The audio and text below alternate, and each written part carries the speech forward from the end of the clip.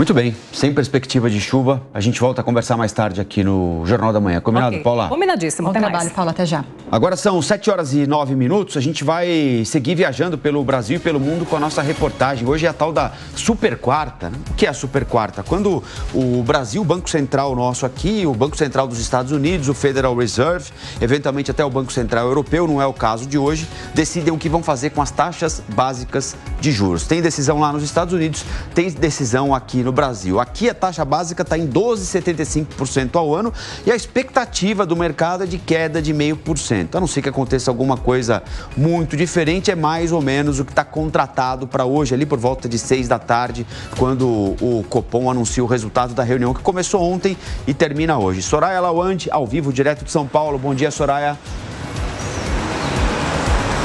Oi, Colombo. Bom dia para você também, para a Lívia. Bom dia a todos. Exatamente essa super quarta, dia importantíssimo para todo investidor, né? Porque essa decisão acaba definindo os rumos da economia, também muda ali os rendimentos para os investimentos e como você disse e explicou muito bem, né? Como essas duas reuniões, Brasil e Estados Unidos, coincidentemente, né? Acontecem ali no mesmo dia, divulgação dos resultados também no mesmo dia e por elas serem tão importantes assim para a economia, para o mercado financeiro, por isso esse nome de Super Quarta. Mas os economistas especialistas aqui no Brasil são unânimes em dizer que a decisão do Copom será em cortar a taxa Selic em apenas 0,5 ponto percentual. Então, dos atuais 12,75% para 12,25%. E mesmo com a inflação controlada, o Banco Central, portanto, não deve cortar mais do que 0,5 ponto percentual da Selic. Isso são o que dizem aí, o que é o que diz os especialistas. A gente até comentou ontem, né, que talvez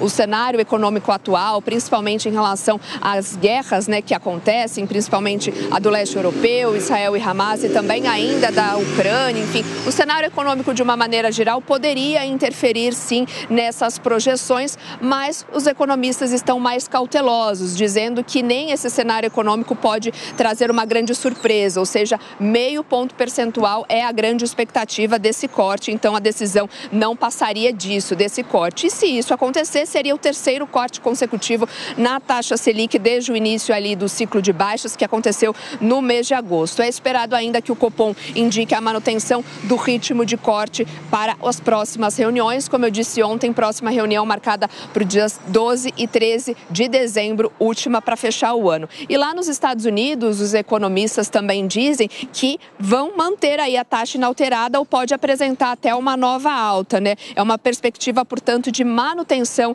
dessa taxa de juros, o que acaba trazendo e fazendo até uma melhora aí para o mercado de risco. Então, nos Estados Unidos, o mercado espera que se mantenha a taxa de juros no patamar atual, no intervalo entre 5,25% e 5,5% ao ano. E segundo o monitor ali do grupo, quase 98% dessas projeções apontam nessa direção. Então, portanto, aqui no Brasil, o Comitê de Política Monetária do Banco Central divulgando essa decisão da taxa básica de juros, a Selic, depois do fechamento do mercado, e lá nos Estados Unidos por volta de 3 horas da tarde pelo horário de Brasília, e logo na sequência, umas 3h30, acontece um discurso do presidente do FED detalhando, portanto, qual foi a decisão do FONC. Colombo.